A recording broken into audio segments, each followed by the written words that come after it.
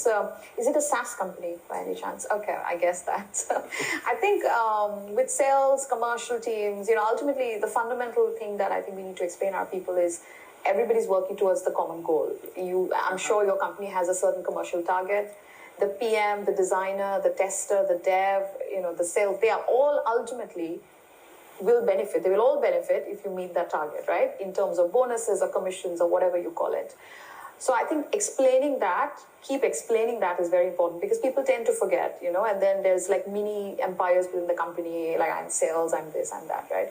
So I've also, in some of the companies where I've worked in the past, we've done squads where we've had not just product squads, but squads that involved marketing as well.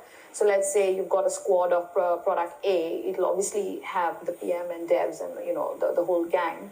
But we also had somebody from marketing, somebody from sales in that squad as well. So that it's a completely multifunctional group of people who are working towards, the success of that product. So that's a good way of doing because, again, that sense of belonging happens when you're part of the same squad or same group. Also, you must understand that, especially in a product company where the product is the king or the queen, people who are not very associated with that might feel left out. And everybody, each of us in this room, we all want to be part of a success story, you must remember. And when you make people feel part of that, I think that's when, these silos break naturally, right?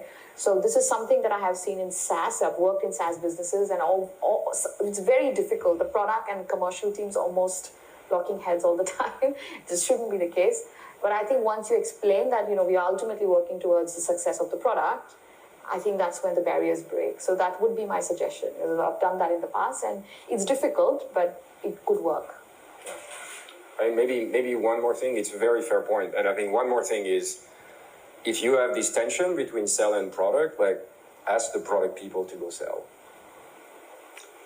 Yeah, that empathy between each other's roles, what is the value of it, is one of the things which I've definitely struggled with. You might move a product and engineering teams to all be cross-functional and working together, and then they completely forget that just because they're working in a sprint and they're working really closely and they're going to deliver something in 2 weeks, these guys in marketing and sales, they needed to know about it a month ago in order to get anything kind of ready. So how you involve them, how you have that kind of respect for each other's sort of roles and the different pressures that that each person's under.